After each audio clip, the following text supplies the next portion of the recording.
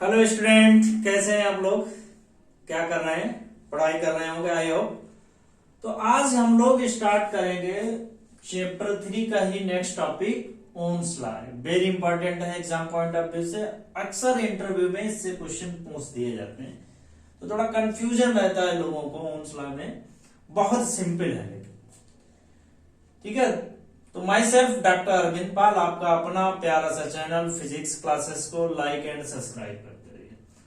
हमारी रिक्वेस्ट है, जो प्रीवियस में हमने जो भी डेरिवेशन कराए थे, जो भी रिलेशन कराए थे, mathematically relation I is equal to n A B D and other thing conductivity के टर्म में, वो रिलेशन आप लोग याद रखें। अगर वो चीजें याद होगी तो इजिली से चैप्टर जो हैंडल हो जाएगा। तो ओम्स लॉ की डिफिनीशन है, जनरली आपने पढ़ा होगा। मैथमेटिकली लिख देते हैं B is equal to I R. क्या लिख देते हैं? B is equal to I R या B प्रोपोर्शनल टू आई। तो क्या कब ये वैलिड होता है? If all the physical conditions are same. जो इसका स्टेटमेंट है वो कह रहा है इफ ऑल फिजिकल कंडीशंस। तो उसमें कौन कौन सी फिजिकल कंडीशन है? उसमें हो गया आपका temperature, pressure,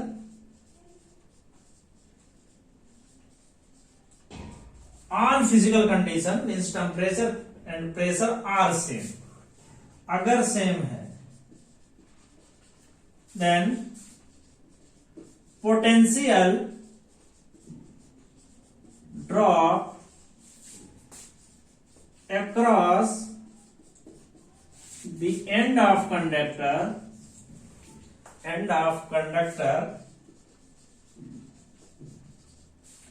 is directly proportional to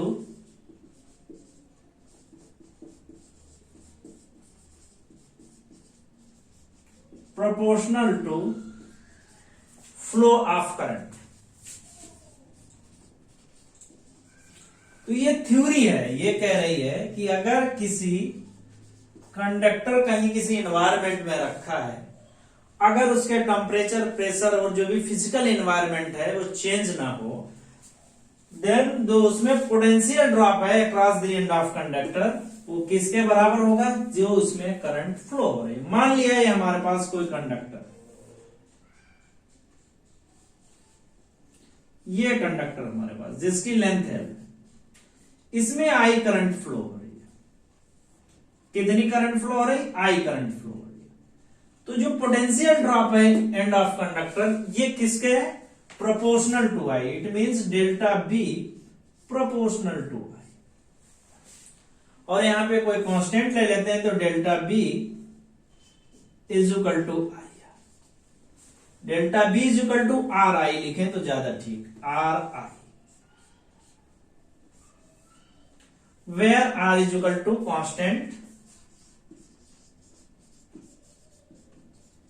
constant, और इसको बोलते क्या है? रेजिस्टेंस।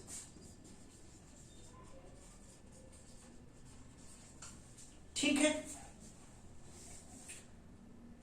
यही तो मतलब हुआ। इसको क्या बोलते हैं? रेजिस्टेंस। कोई दिक्कत यहां तक? Delta B is equal to I R, R is equal to constant. तो अगर B और I में ग्राफ प्लॉट किया जाए, B किसमें? पोटेंशियल ड्रॉप और करंट में अगर ग्राफ प्लॉट किया जाए, ये आपका हो गया डेल्टा बी। Y एक्सेस पे, X एक्सेस पे कितना है? करंट। तो हमको क्या मिलती है कि स्ट्रेट लाइन मिलती है। और स्ट्रेट लाइन का स्लोप वगैरह तो आप निकाल लेते हैं। मान लिया हमें इस पॉइंट पे ये एंगल है वो थीटा बना, तो क्या हम इसका स्लोप निकाल सकते हैं? तो बिल्कुल निकाल सकते हैं। स्लोप इज इक्वल टू कितना हो जाएगा? Delta v is equal to delta I. ठीक है, slope is equal to delta v over या डेल्टा v ओवर आई। और स्लोप को क्या लिखते हैं? स्लोप होता है tan theta. Tan theta is equal to क्या होता है? Delta B over I. और delta B is equal to I is equal to क्या होता है, आर होता है। तो हो जाएगा डेल्टा बी ओवर आई। तो हम ये कह सकते हैं कि delta B over delta I के स्लोप से जो वैल्यू हमें मिलेगी वो किसकी मिलेगी, रेजिस्टेंस की मिलेगी। ठीक है, और स्लोप क्या होगा, कांस्टेंट होगा। तो हम लिख सकते हैं delta B over delta B over I is equal to constant.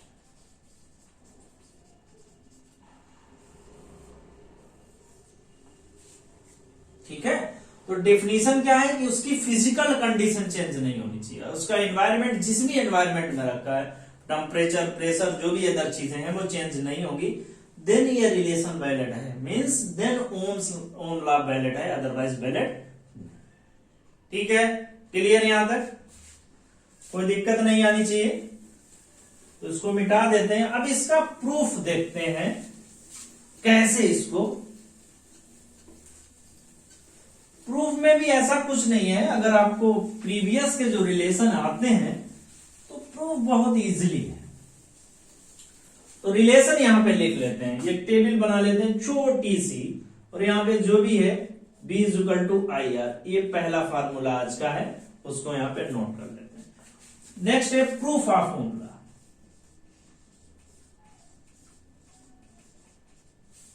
Proof of Ohm law, तो भाई प्रूफ देख लो। वैसे आप यकीन नहीं कर रहे होंगे, यकीन तो करना पड़ेगा ना, ये फिजिक्स है, यकीन करा के मानेंगे। तो वी नो दैट, पता है नहीं पता है फिर भी लिखो वी नो दैट, कि हम जानते हैं। क्या आपको पता है आई इज इक्वल टू कितना होता है, N E A B D. इसको पार्ट में ले लेते हैं, और B D is equal to कितना होता है, drift velocity B D is equal to E B tau over M L. ठीक है, E B tau over M L. इतनी बात समझ में आ गई होगी, क्यों नहीं यहां पे वैल्यू पुट कर दी जाए। तो आई इज इक्वल टू कितना हो जाएगा, N E A B D E B tau over M L.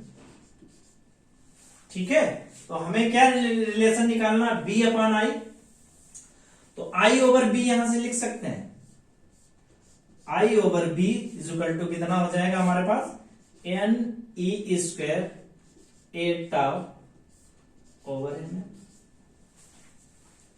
ठीक है, तो यहां से कितना लिख सकते हैं, आई ओवर बी का मतलब क्या हो गया, आई बी ओवर, यहां से देखो I over B, B upon I is equal to क्या हो जाएगा, आर, और I over B is equal to कितना हो जाएगा, 1 अपॉन आर। लिख सकते हैं यहां पे, तो हो जाएगा 1 upon R. 1 upon R is equal to N square A tau over M L. तो आर इज इक्वल टू कितना हो जाएगा, M L upon N E square A tau. ठीक है, और इसको क्या लिख सकते हैं, R is equal to rho L upon L, where rho is equal to कितना हो जाएगा, M over N E square tau. तो this is the value of rho. तो R is equal to rho L over A. ठीक है, यहां तक चीजें समझ में आ गई। तो R is equal to rho L upon है। अच्छा, दोबारा यहां पे इसी इक्वेशन पे जाते हैं, किस पे, इस इक्वेशन। अब इस इक्वेशन को यहां से लिखते हैं, या इस इक्वेशन को यहां से लिख लें।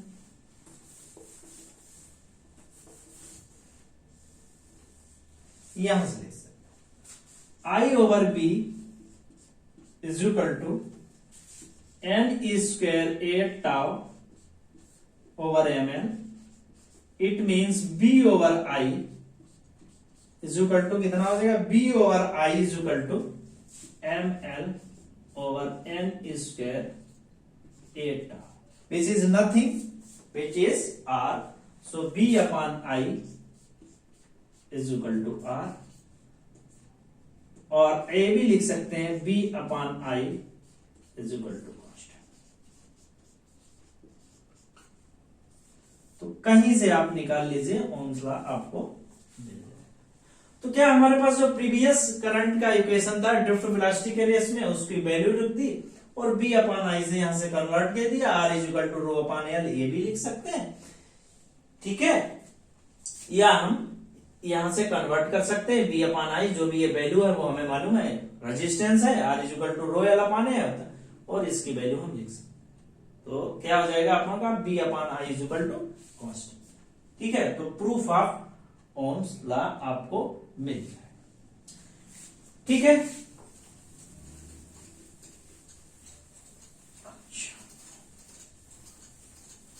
अब इसका आ जाते हैं वेक्टर फॉर्म में कैसे लिखेंगे। तो यहां से रिलेशन जो हमारे पास आया उसको लिख भी सकते हैं, I is equal to N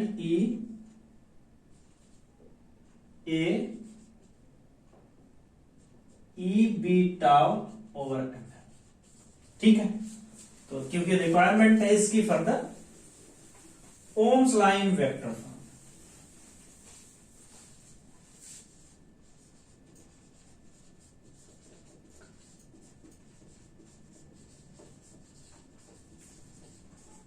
तो वेक्टर फॉर्म में करंट को तो लिखा नहीं जा सकता है,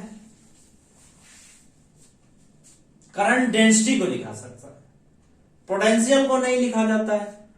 potential is a scalar quantity और current is a scalar quantity, तो both are scalar quantity. But हमने क्या किया था, करंट को स्केलर क्वांटिटी में दिखाने के लिए हमने उसको किसको कंडक्टिविटी में चेंज किया था, सॉरी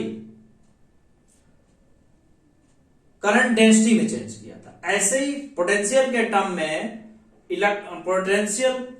में उसको इलेक्ट्रिक फील्ड को वेक्टर फॉर्म में, तो सेम फंडामेंटल हमें यहां पे अप्लाई कर सकते हैं, चूंकि डेल्टा वी प्रोपोर्शनल टू आई होता है, ठीक है। और इसको वेक्टर फॉर्म में लिखने के लिए इसको क्या है, इलेक्ट्रिक फील्ड को, और इसको किस में लिख सकते थे, आई जी, क्योंकि current is a scalar quantity but this is a vector quantity. तो हम लिख सकते हैं J is equal to R is equal to क्या आता है, R is equal to rho, क्या लिख सकते हैं, और रो इज इक्वल टू होता है 1/, सिग्मा, तो जे इज इक्वल टू क्या हो जाएगा आपका सिग्मा। यहां से भी हम लिख सकते हैं, कोई दिक्कत वाली बात नहीं है, समझ गए भाई। और हम यहां से भी लिख सकते हैं, चूंकि आई इज इक्वल टू क्या हो जाएगा, एन ई ए और बी डी, या हम ये भी लिख सकते हैं एन ई ए और बी डी क्या लिखते हैं, E B tau over M, ठीक है। तो कितना लिख सकते हैं, जे इज इक्वल टू यहां पे लिख दें आई ओवर आई, तो आई ओवर ए इसको तो लिख सकते हैं, क्या हो जाएगा आपका N E square, N E square, ये तो इधर आ गया tau over M into B over, ठीक है। चूंकि E इज इक्वल टू कितना होता है, बी ओवर एन, तो यहां पे ये लिख सकते हैं, ये क्या हो जाएगा, J is equal to I over, और चूंकि J इज इक्वल टू क्या होता है, आई ओवर एन, तो क्या हम यहां पे इतना लिख सकते हैं, बिल्कुल लिख सकते हैं। तो हमारे पास रिलेशन हो जाएगा J इज इक्वल टू, ये क्या हो जाएगा आपका, ये सिग्मा हो जाएगी conductivity, N square tau over L into E, which is nothing, which is conductivity J is equal to sigma. This is Ohm's law in vector form. तो चाहे इससे निकाल लीजिए चाहे इससे निकाल लिए, हमको कोई फर्क नहीं पड़ता। ठीक है, अब आते हैं ओमिक कंडक्टर क्या होते हैं और non ohmic conductor. Ohmic conductor, ohmic conductor, तो ohmic conductor means the conductor which obey the ohms, the conductor which obey ohms law is known as the ohmic conductor. The conductor which obey ohms law is known as ohmic conductor.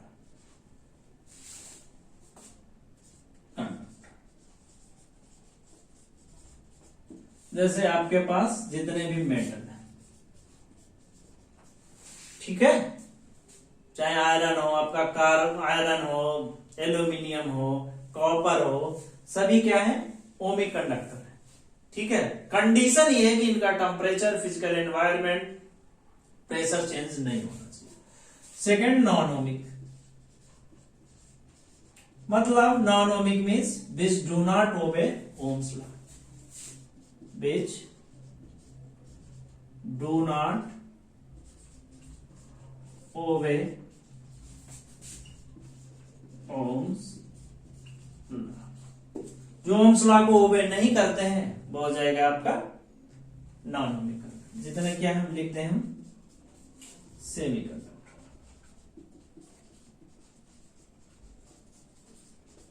ठीक है, तो example इसका देख लेते हैं। तो ohmic के case में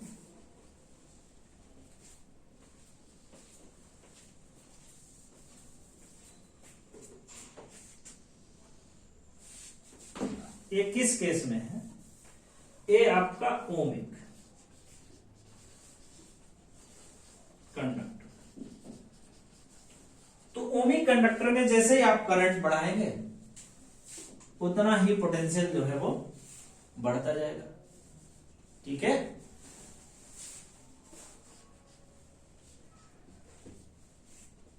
तो स्ट्रेट लाइन में देखिए, तो हम ऐसे भी इसे, this is known as the ohmic conductor. तो जितने मेटल हैं वो क्या है, सभी ओमिक कंडक्टर है। ठीक है, नॉन ओमिक,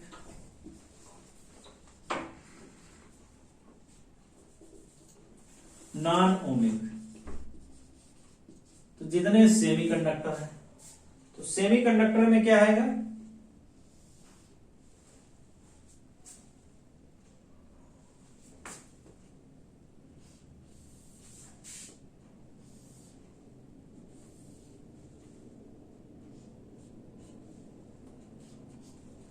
ठीक है, आपने वोल्टेज बढ़ाया, करंट बढ़ा,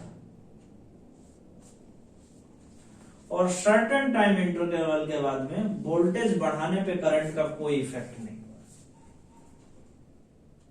आपने रिवर्स करंट बढ़ाया, वोल्टेज बढ़ाया, और उसके बाद में सडनली फिर आप वोल्टेज बढ़ा रहे हैं, तो इसको तो लेते हैं इधर एक्स एक्सेस को पॉजिटिव, ए ओरिजिन मान लीजिए, और इधर ले लेते हैं निगेटिव।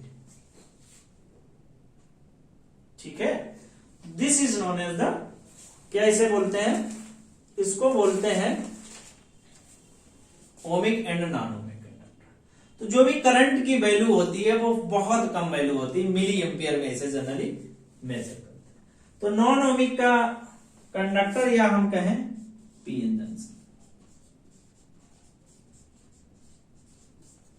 ठीक है, नॉन ओमिक कंडक्टर भी कह सकते हैं और पीएन जंक्शन भी कह सकते हैं। ठीक है, यहां तक कोई दिक्कत नहीं है। और एक एग्जाम्पल लेते हैं इसका, उसके बाद में लेते हैं मेटालिक, मेटालिक कंडक्टर। क्या ले लेते हैं, मेटालिक कंडक्टर, मेटालिक,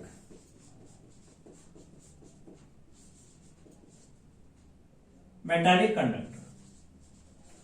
मतलब ये प्योर मेटल नहीं है। जब ये प्योर मेटल नहीं है तो सम टाइम से फॉलो करेंगे और सम टाइम से फॉलो नहीं करेंगे।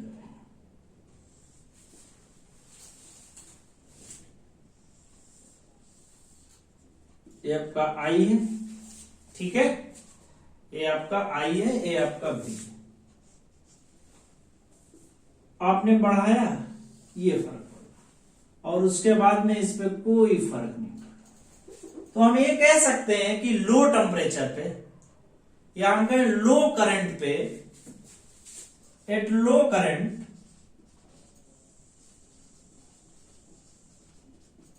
It follow Ohm's law, and at high current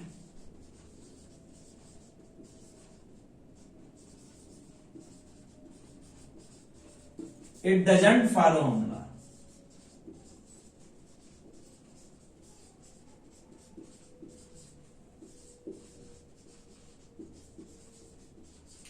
ठीक है भैया। तो रीजन क्या है? जब हाई करंट फ्लो हो रही है इट मींस मेटल का टेम्परेचर हीट होगा, टेम्परेचर बढ़ेगा, और जब टेम्परेचर बढ़ेगा तो उसका रेजिस्टेंस कम हो जाएगा, उसकी एनवायरमेंट कंडीशन चेंज हो जाएगी। ठीक है, क्योंकि जब ज्यादा करंट फ्लो होगी तो उसमें हीटिंग होगी, और जब हीटिंग होगी ओम्स लॉ वैलिड ही नहीं होगा, और जब ओम्स लॉ वैलिड ही नहीं होगा, ठीक है, तो यही तो कह रहे हैं।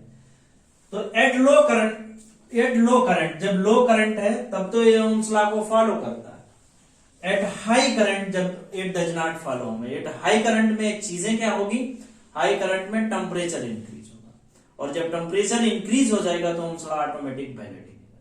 ठीक है, तो ये हो गई ओम्स लॉ की कहानी। अब हम लोग आते हैं कॉम्बिनेशन ऑफ रेजिस्टेंस या रजिस्टर, जो भी आप बोलो। नेक्स्ट टॉपिक है कॉम्बिनेशन ऑफ रेजिस्टेंस। तो रेजिस्टेंस का दो टाइप का कॉम्बिनेशन है, इसको समझने की कोशिश करेंगे, और बहुत इजी है। एक बार अगर चीजें इसमें समझ में आएंगी तो न्यूमेरिकल प्रॉब्लम में कोई दिक्कत नहीं आएगी। तो पहला है सीरीज रेजिस्टेंस। तो बहुत सारे रेजिस्टेंस हैं जो सीरीज में अरेंज है। तो सीरीज में क्या होता है, एक रेजिस्टेंस है, सपोज दैट ए R1, उसके दूसरे एंड से दूसरा रेजिस्टेंस अटैच है R2, इससे तीसरा अटैच है R3। तो हमने ये दिखाने के लिए 3 दिखा सकते हैं, n नंबर ऑफ रेजिस्टेंस। तो इस केस में एक रेजिस्टेंस के एंड में दूसरा रेजिस्टेंस ऐड होता है। तो क्या लिखे, रेजिस्टेंस एडेड, रेजिस्टेंस अटैच्ड है, भी लिख दो, जो भी अटैच्ड एंड टू एंड, एक दूसरे के बाद में अटैच्ड। अब इसे हमने किसी सप्लाई से जोड़ दिया, मान लिया ये हमारे पास बैटरी है। ये बैटरी का पोटेंशियल कितना है, बी है। बी पोटेंशियल की कोई बैटरी, बी पोटेंशियल की बैटरी है, तो 20 पोटेंशियल की बैटरी इसमें सप्लाई कर रही है करंट आई। सपोज दैट यहां करंट फ्लो है आई, तो यहां भी आई जाएगी, और इस पूरे रेजिस्टेंस के थ्रू कितनी करंट जाएगी, आई। यहां भी जाएगी, यहां भी आएगी, यहां भी आएगी, और यहां भी आएगी। करंट का बेसिक फंडामेंटल होता है, जितनी करंट आपने ली उतनी आपको करंट वापस करनी पड़ेगी, समझने के लिए। तो यहां से अगर हमने आई करंट ली तो आई करंट हमें यहां पे वापस दिखानी पड़ेगी। जब भी न्यूमेरिकल सॉल्व करें इस चीज को ध्यान में रखें। इसका पोटेंशियल कितना हो जाएगा, इस जब भी रेजिस्टेंस करंट होगी तो पोटेंशियल ड्रॉप होगा। मान लिया इसका पोटेंशियल कितना है, V1।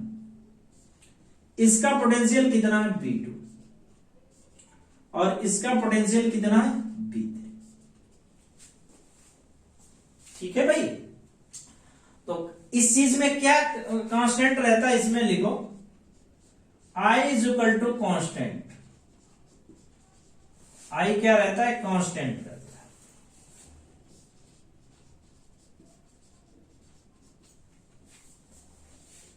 पोटेंशियल ड्रॉप होता है। तो क्या हम यहां पे ओम्स लॉ लगा सकते हैं? बिल्कुल लगा सकते हैं। Now apply Ohm's law.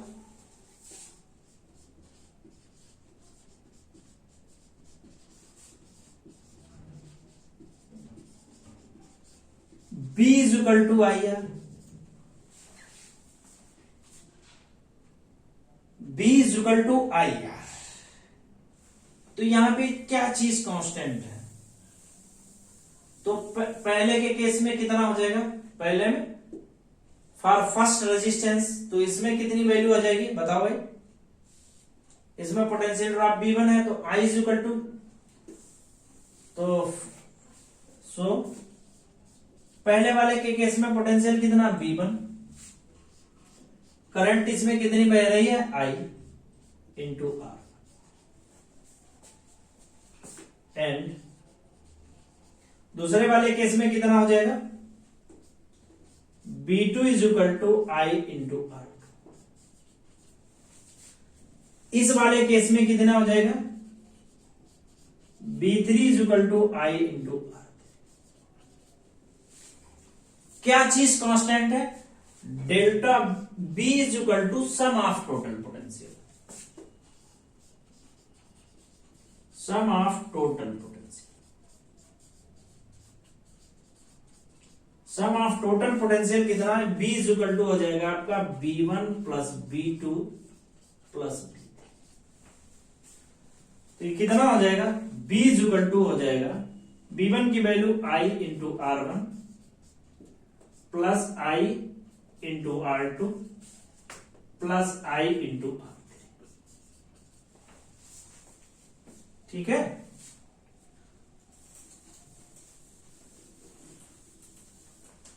तो I कॉमन ले लेते हैं, B upon I is equal to R1 plus R2 plus R3।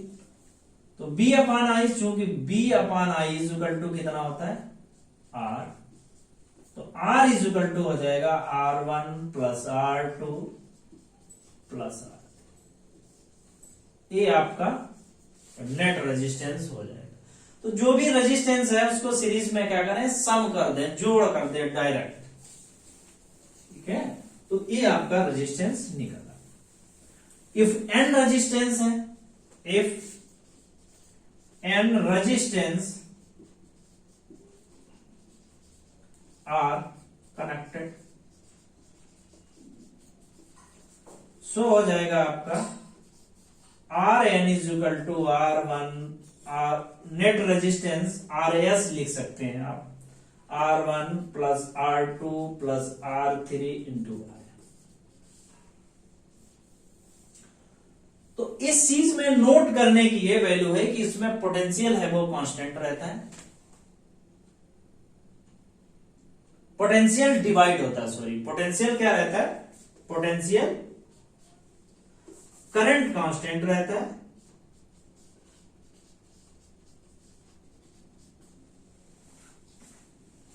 तो सीरीज में करंट कांस्टेंट रहता है। और इसमें जो भी रेजिस्टेंस है, सम आप जो भी रेजिस्टेंस निकाल ले, उस क्या देख रहे हैं, सम कर रहे हैं। तो जो नेट रेजिस्टेंस है, वो जो भी रेजिस्टेंस इसमें से अवेलेबल है उनसे सबसे मैक्सिमम, क्योंकि सम ही कर रहे हैं, तो नेट रेजिस्टेंस सीरीज में ज्यादा होता है। नेट रेजिस्टेंस सीरीज में ज्यादा होता है, तो किसमें कम होता है, पैरेलल में नेट रेजिस्टेंस कम होता है। तो सीरीज में क्या चीज कांस्टेंट रहती है, करंट कांस्टेंट रहती है। अच्छा, अब बात करते हैं पैरेलल रेजिस्टेंस। ये सीरीज में हो गई, पैरेलल में देख लीजिए।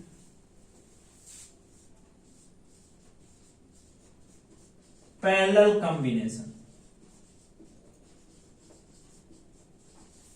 Of resistance.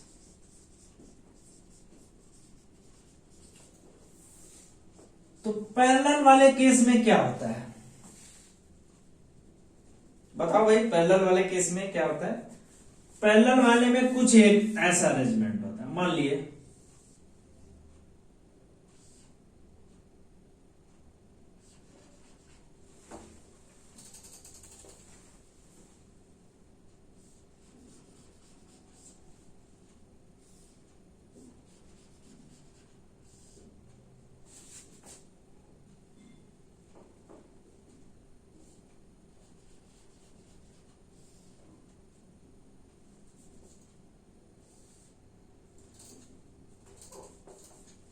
थोड़ा बड़ा बनाते हैं, मजा नहीं आ रहा है।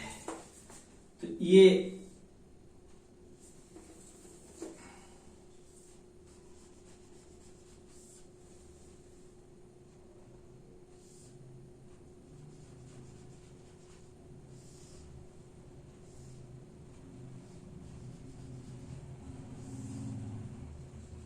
इस टाइप का, इसको मान लेते हैं R1, इसको मान लेते हैं R2, इसको मान लेते हैं R3, ठीक है।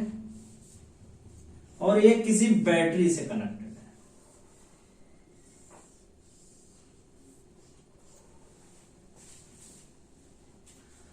तो इस बैटरी ने सपोज दैट I करंट दी, वो यहां आई, वही करंट यहां आएगी, वही करंट यहां आएगी। अब ये कॉमन पॉइंट इसमें, अब यहां पे जैसे ही करंट पहुंची, करंट कंफ्यूज हो गई। करंट क्या हो गई? कंफ्यूज हो गई। तो करंट जब कंफ्यूज हो गई तो करंट क्या हो गई? ये 3 पार्ट में डिवाइड हो गई। एक तो जंक्शन बन गया ना, एक यहां से डिवाइड, यहां करंट चाहिए, यहां करंट चाहिए, यहां, तो इस रेजिस्टेंस के थ्रू जो है करंट पास होगी, इसके थ्रू पास होगी, इसके, क्योंकि आउटपुट में कितनी, जितनी करंट लेते हैं उतनी ही करंट इन करते हैं। तो आई करंट ली थी तो आउटपुट में भी आई ही मिलनी चाहिए। तो सपोज दैट इस रेजिस्टेंस में करंट आई बन गई, इसमें करंट I2 और इसमें करंट I3। तो इस केस में क्या करते हैं? पोटेंशियल कांस्टेंट होता है। तो सीरीज में पोटेंशियल कांस्टेंट होता है। तो ये रेजिस्टेंस है, कॉमन पोटेंशियल यहां से, और यहां पे जो कॉमन पोटेंशियल है उस कॉमन पोटेंशियल के साथ में अटैच है। तो resistance are connected from common potential. Resistance are connected from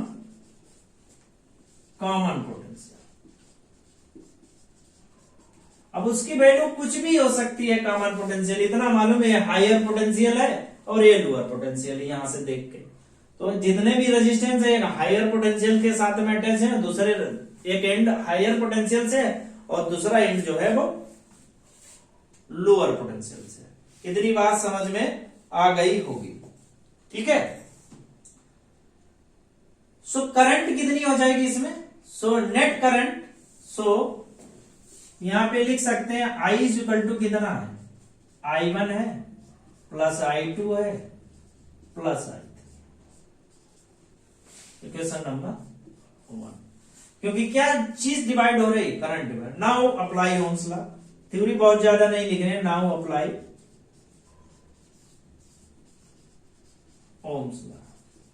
ohms law क्या होता है? B is equal to I R। तो I इज इक्वल टू कितना हो जाएगा? B over R।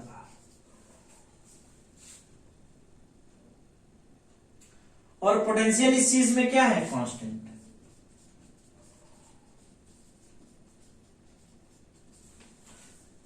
So for R1 resistance, so R1 resistance के लिए कितना हो जाएगा? करंट। सो फॉर I1 कितना हो जाएगा? B अपॉन R1।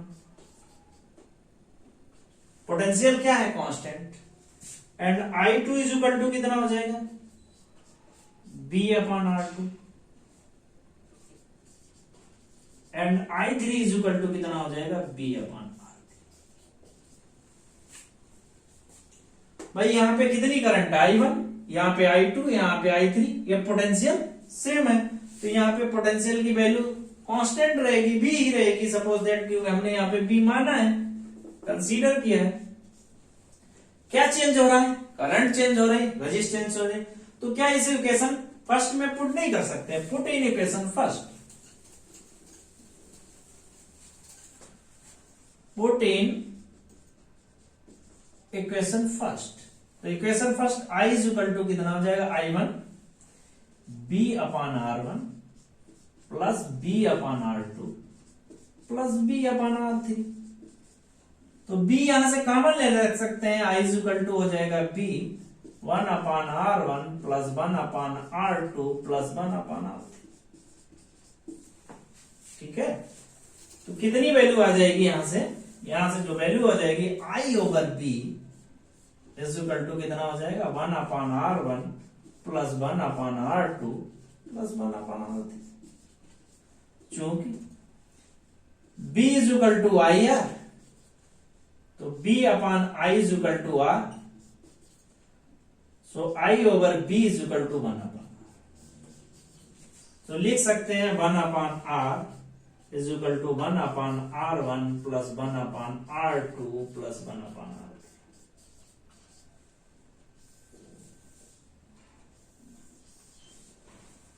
ठीक है, if n resistance are connected in parallel, if n resistance are connected in parallel, ऐसे भी लिखते हैं पैरेलल, तो उसका net resistance R S is equal to हो जाएगा 1 upon R1 plus 1 upon R2 plus 1 upon R3 1 upon R।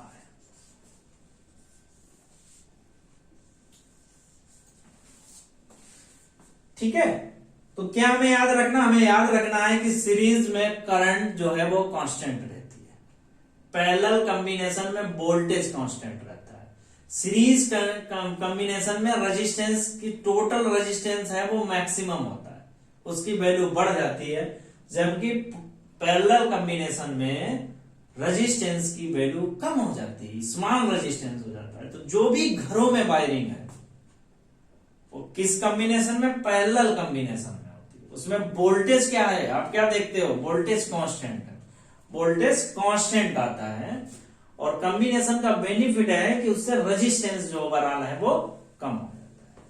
ठीक है, क्या कम हो जाता है, रेजिस्टेंस। तो रेजिस्टेंस पैरेलल कॉम्बिनेशन में मिनिमम होगा। अगर पूछा जाए कि सीरीज और पैरेलल कॉम्बिनेशन में किसमें रेजिस्टेंस मिनिमम होगा, तो पैरेलल कॉम्बिनेशन में रेजिस्टेंस, टोटल रेजिस्टेंस मिनिमम होगा, जबकि सीरीज के कॉम्बिनेशन में रेजिस्टेंस है वो मैक्सिमम होगा।